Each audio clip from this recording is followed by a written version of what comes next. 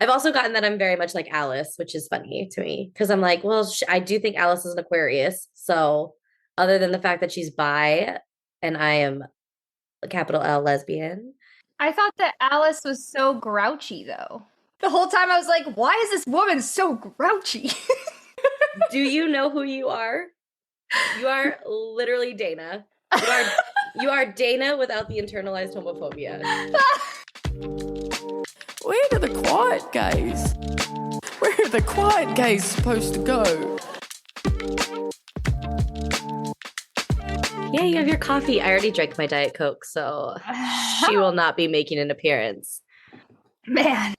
Okay, well, let's do this. Yes. Hi, everyone. Welcome back to Lesbian Book Club. Today, we are doing a sort of cinema edition, except we're doing TV edition. I'm your host, Lauren. I'm a Capricorn sun, a Pisces moon, and an Aquarius rising. And here to my left on the Zoom call is our other co-host, Haylie.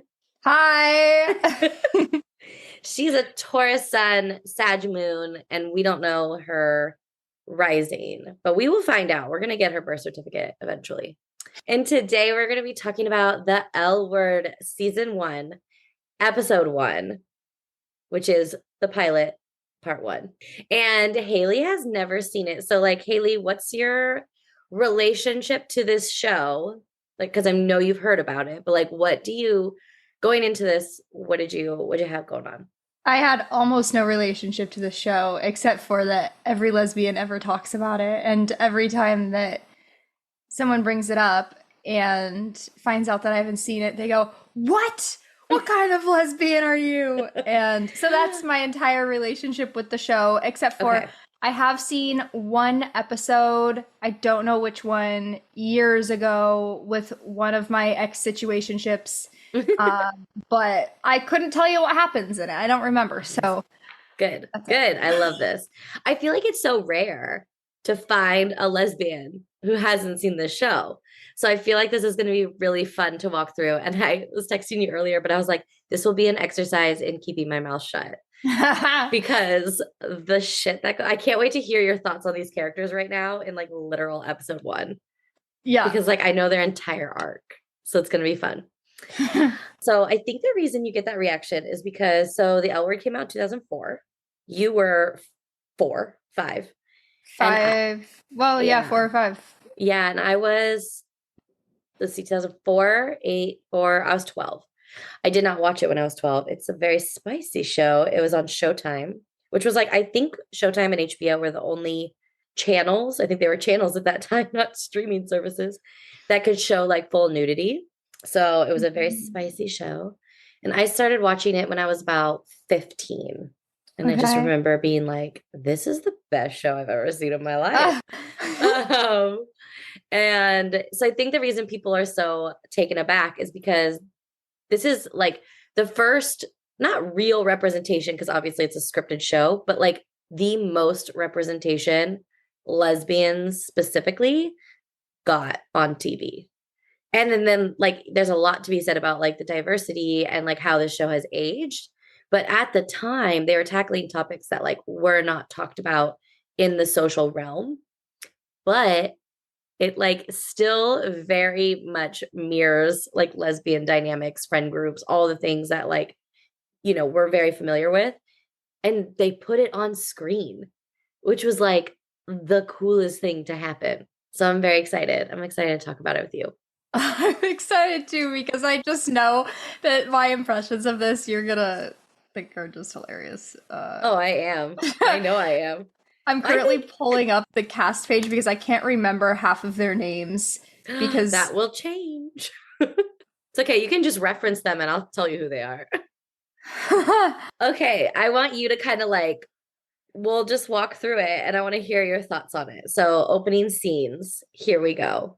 Yeah, the opening scene, I was like, hello, the intro, old LA, this is insane. I felt like I was in a time machine. I know. It's incredible. It almost feels like it could be like set in the 80s with how much LA has changed from 2004 to like now. And I love that we got the camera panning to West Hollywood. And Jenny's like, This is such a quaint little neighborhood. It's so traditional. Yeah, I was like, oh, where did she come from? Because they're painting her as this like small town girl, come to LA, and then she's like, oh, WeHo is so quaint. I'm like, what is going Uh-huh. on? Yeah, she's definitely a little small town girly. I think Jenny's a little Pisces baby out here in the West Hollywood streets. Okay, so, but we get to see before we get to Jenny, which she is, you won't know this, but she's an incredibly polarizing character. So I'm interested to hear your thoughts after this first episode. But we get to see Tina and Bet, who are our canon lesbian relationship, long-term relationship of the group, lesbians. Yeah, so I did not know that Jennifer Beals is in this, and I just worked with her.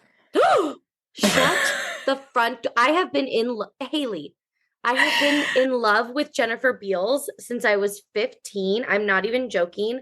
She is like my everything. Bet is my, you'll understand this, but Bet is my type. Um to a T, Bet is my type. And I think the reason my type is because of Bet. Okay, I'm so sorry. I had a fangirl. But Apologies to Jennifer Beals. I did not know who she was. oh my God, you're gonna feel so bad after watching this. I already do. I seriously, the first scene comes up and I went, I know that woman. Did you not recognize her from the clip I sent you of the L Word cast introducing Renee Rapp at Coachella? Jennifer Beals is one of the four. No, but also I worked with her before you sent me that. But I just Right, like so you should have recognized her. I didn't clock it. Oh my gosh, Haylie, I didn't clock it. I love you so much. Okay, so yes, Jennifer Beals is in this, and she's my favorite character in the whole show, forever and ever and for always. Okay, next. But yes, and Tina, who is her partner, Yeah. she's adorable. Poor Tina. Just seems like she's trying so hard. I know. So it's funny. I'll tell you a little story about Tina. We're gonna have so many tangents on this. So summer of 2021, I was at a friend's, literally having like a lesbian pool party. It was the best. And everyone's going around being like, what L word character are you? As we tend to do. And I remember one of my friends saying that I was like Tina. And I was so offended. I was so offended. And then I haven't watched the L Word. I watched Generation Q, but I haven't watched the original like since then. So this is my first time going back and rewatching in a very long time. And this first episode, I was like, oh, I am Tina. Okay, that's fine. And I was like, you know what? She's with Bet. So I will gladly be Tina. I'm like, okay. I've also gotten that I'm very much like Alice, which is funny to me because I'm like, well, I do think Alice is an Aquarius. So, other than the fact that she's bi and I am a capital L lesbian. I thought that Alice was so grouchy though. Oh, well, that's because, okay. Yeah. The whole time I was like, why is this woman so grouchy? Her character develops a lot. You'll see. You'll see. Okay. Because I would not describe you as grouchy at all. Thank you. No. Alice is really bright and sunny. She gets to be very like bright and sunny, and I feel like that's a lot more of my disposition. I'm like a mix between like Tina and Alice, even though I really wish I was like Bet or just Bet. Also, you would never do your hair like Alice. Oh my God, no. The early 2000s fashion and hair is so bad. Gosh, their hairdos are just except for my muse, Jennifer Beal, her hair is perfect. Her hair is perfect. Except at the party in the first episode where it's like, why are her curls ringlets? So like just give them a little comb through with your fingers, my girl. I think she was going for like a hippie look, like a white girl hippie look. Because Jennifer Beals, is all I could look at. I know, it was bad. I was like, can't rep that one though. Okay, so you've met Tina and you've met Bet, you've met Tim in the opening credits. who is the neighbor of Bet and Tina. Mm-hmm. And the whole storyline with Bet and Tina for a while is going to be baby. So they're Yeah, getting ready okay. to have a baby. The fact that they were just approaching everybody that they know and being like, "Hello, sir, will you be our sperm donor?" And it was she okay, Bet is this art curator woman, Hmm. and these seem to be her clients that she is curating art for. Like, they're all these well-dressed men that look like they're in the art world. Hmm. And is she not burning professional bridges? It was 2004, Haylie. And I don't think she was burning them. I think this was like very because they were like so artsy and like open-minded, they were like, oh, that's normal. She's also like she works at the CIC, which is like this museum. Like she actually is, she's not like, they're not like her personal clients, but she like develops all these personal relationships with them. But I don't think anyone got like mad about it. I don't think they were mad either, but they looked so uncomfortable. Yeah, some of them definitely. Like that one bald guy, that was funny. Yeah, and like they'll avoid her in the future in any circumstance. Definitely a possibility. Yes. So well, why are they asking all these men for their sperm is a big question too, though. Because their original sperm guy, he was like, "Oh yeah, my sperm is the best of the best, premium sperm. Can't get better sperm anywhere else. Come get my sperm here, ladies and gentlemen. I do this all the time. Come listen to me jack off in the bathroom. Don't you I worry now." Yeah, and then the doctor was like, "I think you might want to see this." And then they came and looked at it under the microscope, and his little swimmers were like, "Please, I'm so tired. I can't swim anymore." And they This is were the best barely recap. moving. Do you know who you are? You are literally Dana. You are Dana without the internalized homophobia. Like the way you are roasting these men is hilarious and exactly what Dana does, even in this episode. Oh my gosh. But that is what happened. You're right. You are absolutely right. That is what happened. Yeah. So, and then we meet Jenny. She like comes in on either a plane or a bus or from somewhere. And like, I always think of her as like Midwest, like She, cornfields. yeah, she was written by an emo music artist. Yeah, she's a Pisces. She's such a Pisces. Like, ooh, Jenny's great. I am controversially a Jenny stan, but only in season one. And Okay. I'll leave it at that. I like Jenny in season one. She's Violet from The Incredibles come to life. Oh, hilarious. Yes. I love this. Let's see. We see that Tim made her little writing studio because she's a writer and she's coming to LA to like make it big. I loved. Okay, so then I'm like going in order of my notes here. When Bet and Tina go and get the sperm and then they're in the car. One of my favorite jokes in this episode is when Bet goes, God, this is repugnant. I can't believe I used to swallow that stuff Yeah. about the sperm. And I'm like, ugh, Yeah. Ew. gross. Ugh. Can't relate. I'm like, but also same. Same. Oh, it looks like glue. It does. It's so nasty. I bet they did use glue. Ooh, it's like cornstarch and water and like glue. Ugh, gross. But then we cut to Jenny's scene. Jenny's at her studio and she's like looking through the fence at Bet and Tina's house and she sees who she thinks is Bet and Tina. It is not Bet and Tina. This is Shane. Here is our intro to Shane. Yes. Okay, a few things about Shane.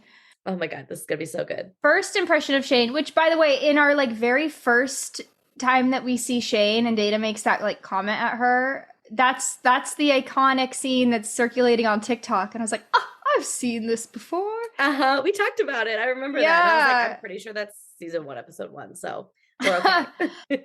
In that scene, I was like, why does Shane kind of look like Kristen Stewart? Why are they giving me same vibes?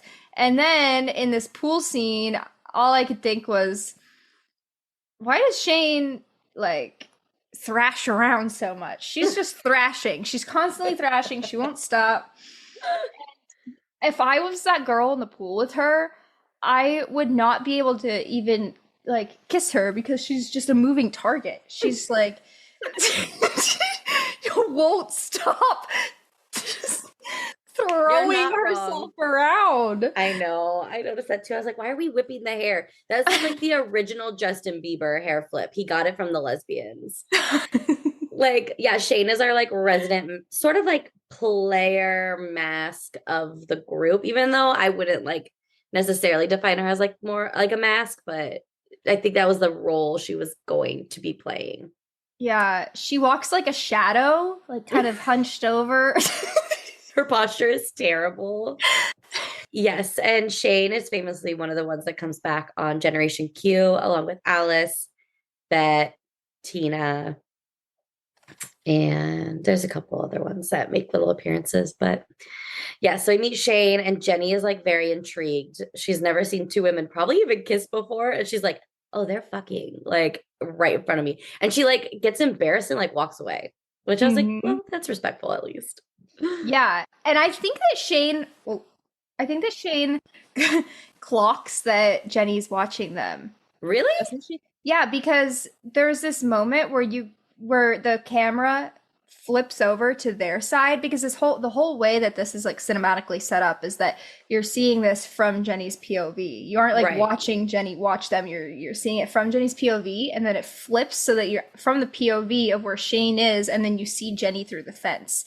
So I think that I did not catch that. Yeah, I think that Shane clocks it, and then later on when they're in what's the coffee shop called? The Planet. The Planet. When they're in the Planet and Jenny's walking past the window, Shane has this look of recognition, like, oh, I know who that is. Oh, well, I did not pick up on that.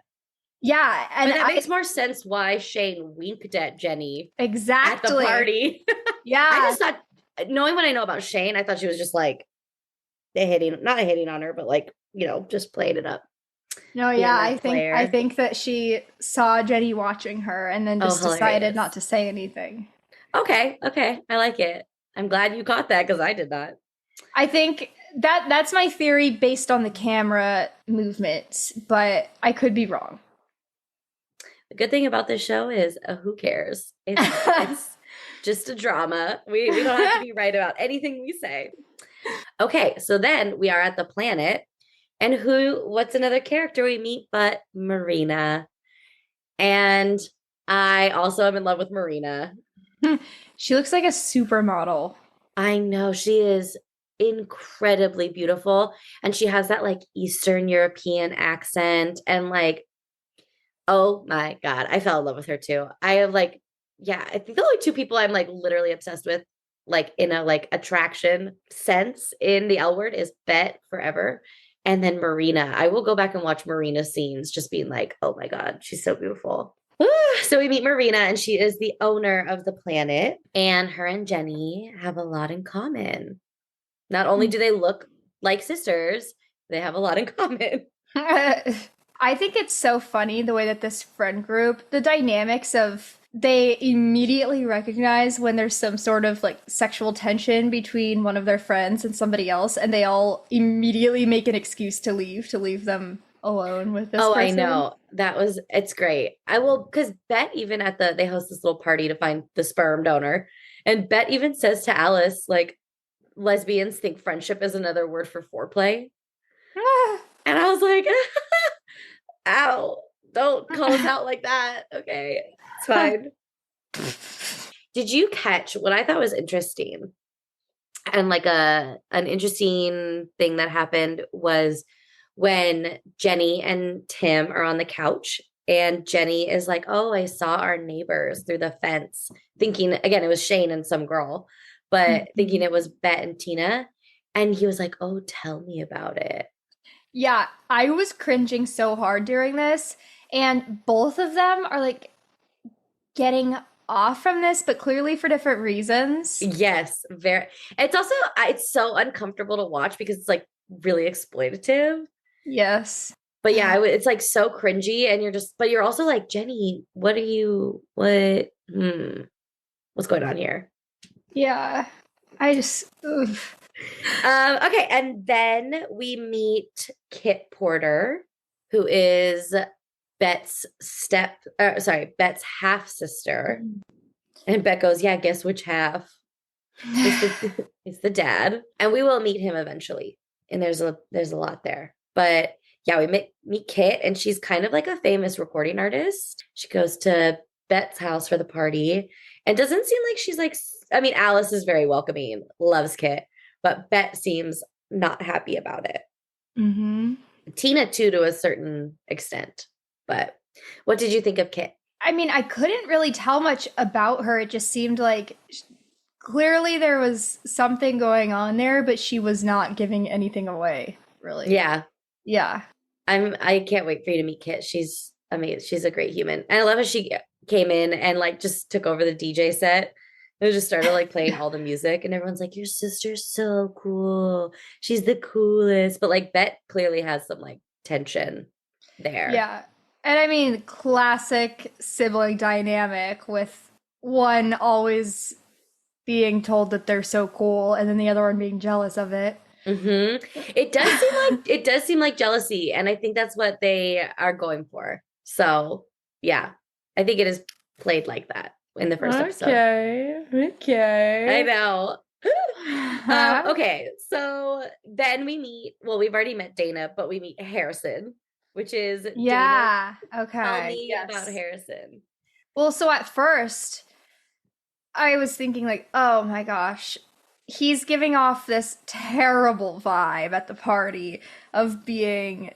I mean, the things that he was saying about lesbians, I was like, okay, he is very bigoted, and he is just not gonna shut his mouth, and he's just gonna keep going. And oh my gosh, Dana can't stand him, but she has to pretend to date him, and blah blah blah. And then the end of the party comes, and I'm like, oh my god, he's gay too. Yeah. And he's also pretending. They're each other's beards. Yes. Yeah. He's such a funny character to me because he is like a quintessential gay man twink who like there's always maybe you don't know this, but there has always been like an interesting tension between gay men and lesbian women, just as like subgroups, because we just don't understand each other at all. Like if you think about it, we're like opposite ends of a spectrum. And so yeah, his comments about lesbians are the not archetype, what's the word I'm looking for? They're kind of like representing that dynamic. So it was fun for me to watch knowing that. And I was just like, yeah, he sucks, but he's also like gonna help Dana. Like, so it's He was interesting. giving such straight vibes throughout the whole party. And then I laughed so hard when at the end he walked out of the building and his hand was up like this. Well, and he's totally hitting on Tim. He's totally hitting on Tim the whole time. He's like, oh yeah, like you ever play? I could always use some action. Like he's literally hitting on Tim the whole time. And it's I didn't funny. catch that. Well, that makes sense because you haven't seen it. I've seen this episode like 17 times. So you catch things on your 14th time through. And oh my gosh. Jenny the whole time at the party is like, this is an interesting party. But like she's clearly intrigued. And my favorite scene in the first episode is the scene with Jenny. Well, okay, my favorite scene is Jenny and Marina in the bathroom. But other than that scene, my favorite scene is Jenny and Alice and Marina on the couch talking about Jenny's work and like Ann Carson. And Alice is like clearly hitting on Jenny, her like body language and everything. And she's like, oh, but they just do not connect. Like Alice is like so surface level and Jenny is like deep and emotional. And yeah, tell me what you thought about that scene. Cause I was like, oh my God, I have to hear what Haylie thinks. The whole time I was just like,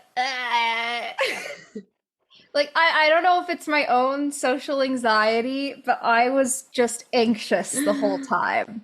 Oh my gosh. Did you catch the vibe though with Jenny and Marina? I mean, yeah, for sure. I absolutely caught the vibe, but I was just anxious the entire time. And I was like, if you're gonna flirt, can you just actually say it? Can you just like I was just so nervous. I don't know. And then something about Jenny was just like really making me nervous the whole time because she also felt like she just kept flipping back and forth of okay, is she going to be okay with Marina or is she going to like run away? Is she, which I get it. She has Tim and she's like she's having a gay awakening. Exactly. In the moment. Like she's currently in the moment having a gay awakening. But it was stressing me out. It's really stressful to watch. Yeah. So I was sitting here being like especially because you know that like when this happens, normally someone's life falls apart. Yes. Like so you're like, "Oh god, what's going to happen?" Yeah. And it's probably not just hers, it's also Tim's and maybe Marina's probably. And then it's going to like wave out into everyone else. Yes. Yep. You're there. You got it. It's yep. But Marina and Jenny go. Well, Jenny's like in line for the bathroom. I love a lesbian bathroom scene. And Marina follows her in there and they kiss. And what did you think of that dynamic that happened in there? I was disappointed in Marina. Yeah, it feels awkward. It feels bad, huh? Yeah. Well, first of all, it seems like there's this big age gap between them. And it seemed like, okay, Jenny was going in the bathroom to use the bathroom. And Marina looked like she was just going to also wait outside for the bathroom. So Jenny wasn't really expecting her to follow her in there. So Jenny was really caught off guard by Marina following her in there. And then she just like went in for the kiss kind of aggressively. So Jenny's like really just totally caught by surprise by this. And then you can see, and also Marina knows that Jenny is a baby gay. Oh yeah, like not even a baby gay yet. Like yeah. So this just feels like she was really taking advantage of Jenny, in my opinion. This is a scene that you have to like suspend reality for to like because it doesn't age well. Remember 2004, right? Like in 2004 we're like, oh, this is hot, and now in oh my god, it's 20 years later, like, okay, there's a age gap there. There's power dynamics at play here, which is like all good things, but yeah, sometimes you're gonna have to like suspend your conscious thinking. But yeah, Jenny does seem into it eventually during the kiss, which I think is what we're supposed to like kind of glean from it. But then she just like walks out and you're like, uh-oh. Yeah, I think she kind of hits that moment of back to reality of like, oh my God, Tim. Which she then goes back to Tim and we're back at disobedience with Esty, where Esty goes after she kisses Ronit and she goes back to David and she initiates sex with him. That's what Homegirl does here is she like goes to Tim and after, like having him leave the party immediately, she goes and even though he's like, let's talk about this, she just like starts giving him a blowjob. And which, I mean, I have some things to object about that too, of like, he's saying that he doesn't want one right now and he's trying to have a conversation with her and she does it anyway, which I'm like, girl, hello.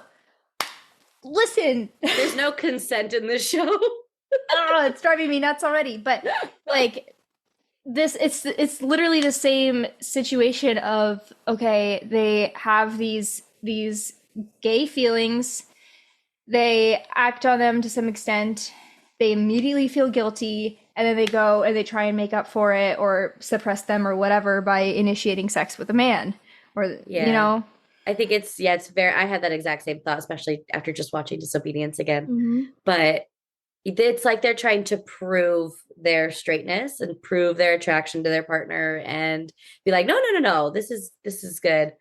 And then after the blowjob, we see them having sex again. And it's interesting because you can just like see it written all over her face being like, it's the first time she's actually asked herself like, oh, do I actually like this? Like Yeah. me, do I like this type of sex? And you're like, oh no, Jenny. Ugh. Yeah. Yeah, that's an intro to Jenny. And then, oh, we didn't talk about Tim. And Tim is a high school swim coach or a community college swim coach. I can't tell and I don't remember. Yeah, I don't know. Although the swimmer that comes out of the water and talks to him looks older, and the fact that she is mad that his girlfriend is moving there tells me that like, what's going on here? Yeah, I want to say it's a community college Yeah. type thing. But then also the assistant coach was like, "Oh yeah, like you got to perform well for USC." And then but then the swimmer like asked him to go talk to her teacher about her midterm. Yeah, so maybe it's high school. I I God, don't I know. hope it's It's not high just school. weird vibes with that girl. Yeah. But also, did you notice the transition from the sex scene with the two with Tim and Jenny. Jenny to immediately we're at the swimmer on the diving block and on the starting block and there's water dripping from between her legs. I did notice that. Yep. Yeah, I was like, There's a lot of that. There's a lot of like explicit, but then there's also a lot of like innuendo as well in this show, which is it's really fun. I enjoy it a lot.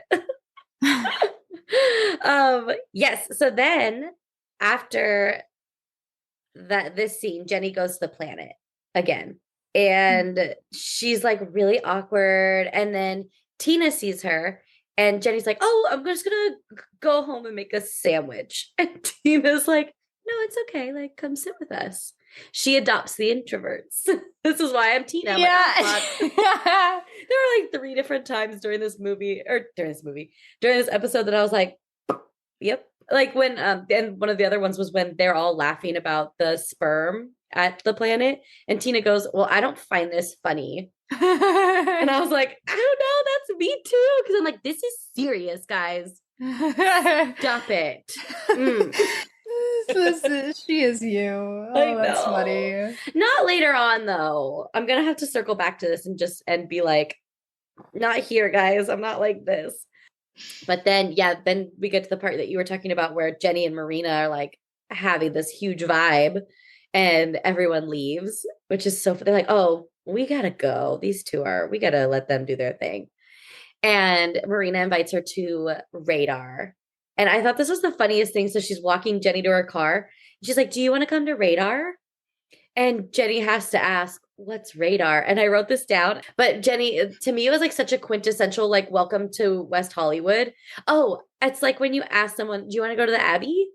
Like, do you want to go to Radar tonight? What's Radar? Oh, it's just like a special party at the planet. And she was like, oh, I don't know, blah, blah, blah. And then you're like, oh, no, it's the lesbian party at the planet that's hosted, which is really fun for me. I liked that exchange because I'm like, this is a lot of it is so like, I love just the writing is great. It really like captures what it's kind of like to be in like in West Hollywood in like a queer community. So Yeah. I thought it was really good. But anyway. Oh, and Jenny was like, at the planet right before she gets walked to the car, she's like, I came to the planet to tell you, Marina, that I'm not. And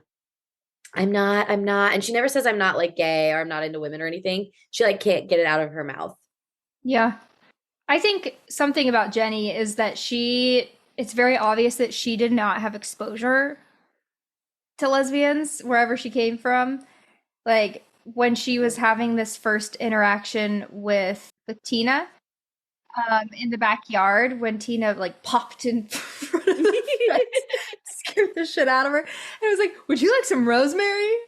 And so sweet. Yeah. And also the way that Jenny says rosemary. I can't even say how she says it. She doesn't say rosemary. She's like rosemary.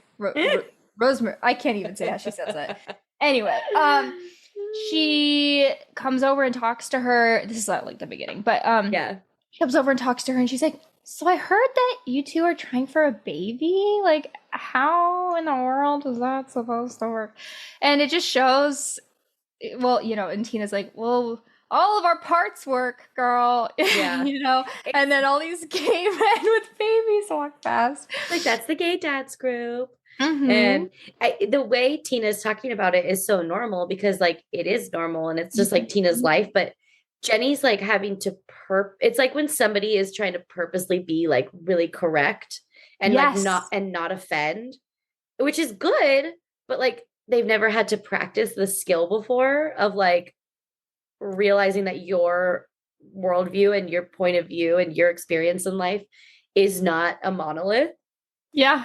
And then even Tina looks like when Jenny's like, I gotta go. Tina's like, ugh. Like, Yeah. she was kind of like, ugh, like it's exhausting to deal with that type of energy. Yes. And to be like, she was just like, okay, like this is my new neighbor. She has a lot to learn. We're gonna be patient with her because she seems like she's willing to learn. Yes. Which is all good, but I did like the way Tina kind of like had like an exasperated look on her face at the end of that conversation because you're just like, it was perfect. Oh, yeah. It was really good. The way that Jenny was like, oh, I had a temporary brain lapse. I'm like, no, you didn't. You just didn't mean to call you a dyke to your face. Yeah. She's like, that is so great. I'm like, oh my gosh. But I mean, that gives us a very clear idea of how much she knows. Yeah, nothing. Yeah. And the way that she like literally watches the women have sex in the pool and cannot look away. That gives us an idea of how much she knows. Yeah. Well, and I think she's like, wait, I've never seen this before. And I'm not having the reaction I was expecting to have to it. Yes. Yeah. And this is not to shit on Jenny. No. This is, I mean, okay, here's me being honest right now. Like, me coming from small town America, like, I grew up not knowing what a lesbian was, even though my next door neighbor who I hung out with constantly was like, she was middle-aged, whatever. She was a lesbian, and I just thought that was her friend that lived with her. So cute. And I had no idea. And I have family members who are lesbians, and again, I just thought those were their friends. And that's just my aunt's best friend who she's lived with for 20 years. Yeah, I didn't know. I had no idea. Yeah. So I mean, I get it. I get it too. Yeah. Totally not to shit on her. And then obviously here I am, a lesbian. Like, I at some point had to go through that and figure it out and learn it. And like in junior high, somebody called me gay, and all I knew was that the way that they said it sounded bad, and I was like, I'm not gay. Oh my gosh. Like, how could you say that about me? I didn't know what gay meant.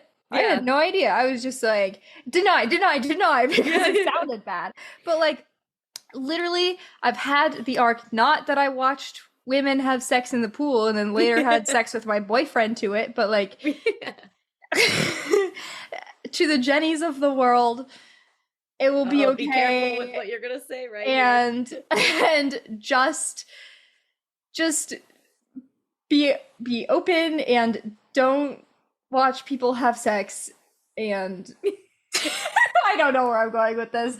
Just be kind. This is what I'm saying. This is why I will tell you, I can't wait for you to see more of this because there's just so much with Jenny. This is what you just said is why I'm a Jenny stan. I'm like, no, you guys, but she was so naive. She didn't know, like, especially because I'm not from like, I mean, I guess a small town of 100,000 people, but it was very conservative. And even though I wasn't like raised in that type of conservative background, I still had to deal with a lot of the things that I think Jenny is dealing with, like being like, oh, I wasn't aware that this was a choice I could even make. Mm-hmm. Like, I didn't even know that this was a possibility that existed. Yeah. And then when you realize it's a possibility that exists and you're like, wait a second, is that me? Like there's just so many different things and emotions and dynamics that go into that. So that is why I don't shit on Jenny in the first season. I like Jenny in the first season. or at least Yeah. the first like half of the season. There's a lot with Jenny. I can't wait for you to watch. So yeah, I agree. And then we end. So she goes to Radar. She's all dressed up. She's like looking hot. Dana's there. Poor Dana is so suppressed and oppressed. Like, yeah. What is it? Suppressed? Is that the right word? Because Dana is a tennis star. She's like, Tim says, recognizes her and is like she's one of the best female tennis players on the circuit right now. And that's why she's like in the closet because she says, what did she say? I have it written down. She says, nobody wants to see a big old lesbian tennis player. Which, not true. Not true. I would like to see it. Thank you. Yeah. But yeah, so poor Dana. Dana's wonderful. Everyone loves Dana, even though she's real annoying at the beginning with her internalized stuff. She's so sweet. You really do remind me a lot of Dana as it goes on. Again, without the internalized homophobia. And what happens at Radar? At Radar, Jenny gets hit on. This girl approaches her and is like, "Hey," and Jenny goes, "No, thank you." walks out of the building and like walks away down the street. Yeah. Yeah. Oh, panic. Super panic. But right before that, Marina takes Jenny over to sit with the group.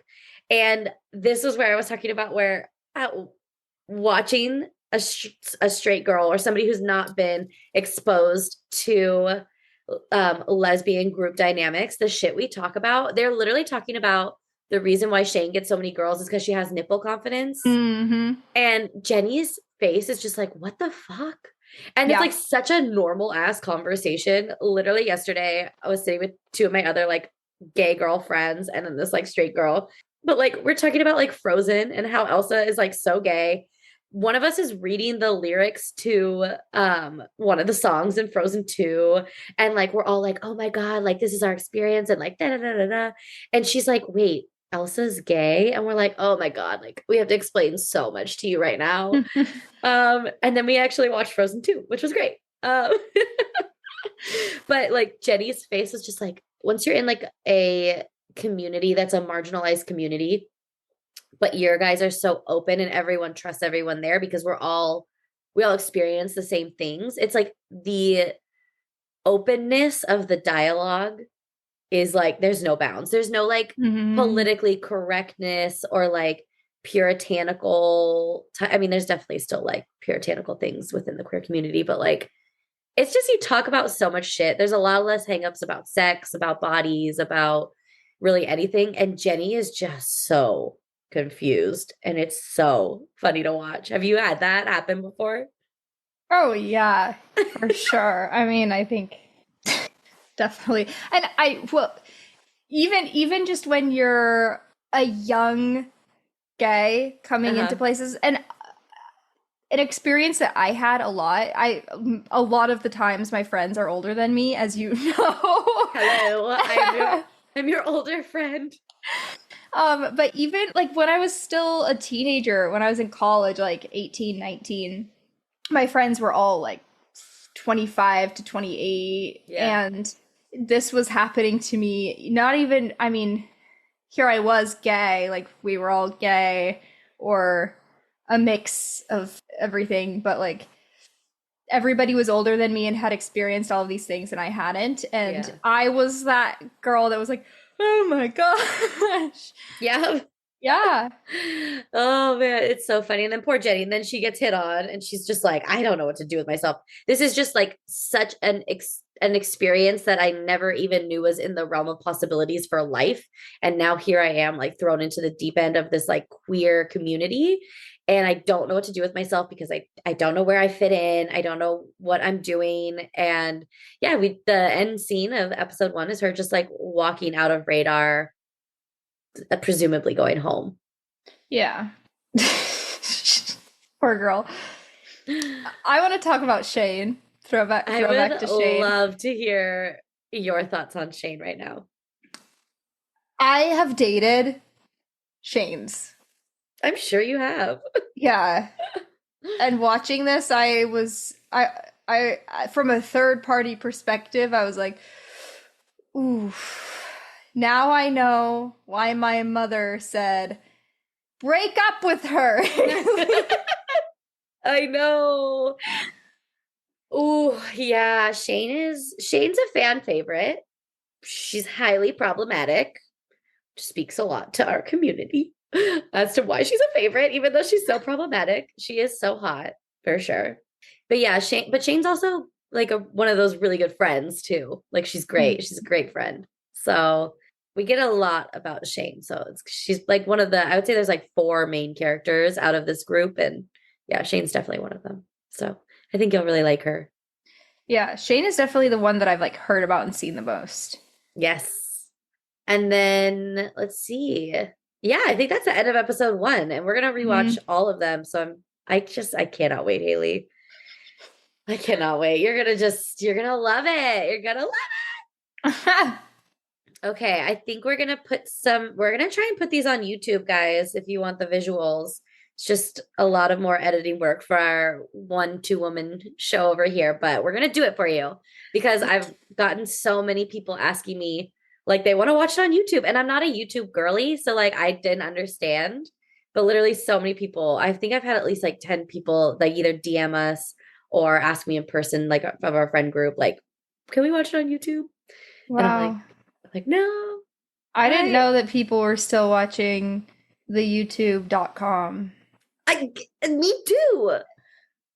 I just never was on it. So I'm going to try and get these up. Maybe we'll just do our L word episodes on YouTube. Maybe. I don't know. We'll what discuss. YouTube is for, in my mind, is hair braiding videos. Yeah, how to fix my garbage disposal. That's what I use it for. 2 kinds of lesbians. I use TikTok for my hair tutorials because they're faster. YouTube, I'm like, oh my God. But okay, guys, we can't wait to walk Haylie through this because I feel like most of our listeners have seen the L word. So you're really our marquee person, Haylie. Yeah, fresh eyes. I got you, lesbian community. Fresh eyes on this media. Yeah, so excited for this. Follow us on TikTok. We have some fun stuff coming up. We're really just going into our social media no filter phase over on TikTok and Instagram. We're posting them there too. It's just a slower get everything from TikTok over to Instagram, but follow us there and talk to us, reach out to us on those platforms. We love talking to you guys. Had some really cool DMs about like, love what you're doing and like, this is so cool. And it's been really fun for us. So yeah, I'm excited. There was something I wanted to start saying. Oh, you guys, give us reviews. We want to read the reviews. And if you give us a 5-star review, we will read them at the end of the podcast. And that'll be really, really fun for us. I know we have some, but we don't know how to access them. And so maybe we'll read them. So maybe we'll read them when we find them. And maybe we just need like a certain threshold for them to show it to us. So like, I think we're at like 8, but like, we don't know where they are. So if someone could also reach out and tell us how to do that too, that'd be great. If someone could explain the internet to us, we'd like that. We're book girlies. We're not tech girlies. So yeah, give us a review. This is a cry for help. It really is. I think our whole podcast could be construed as a cry for help. But yeah, let us know what you guys think. We'd love to hear from you.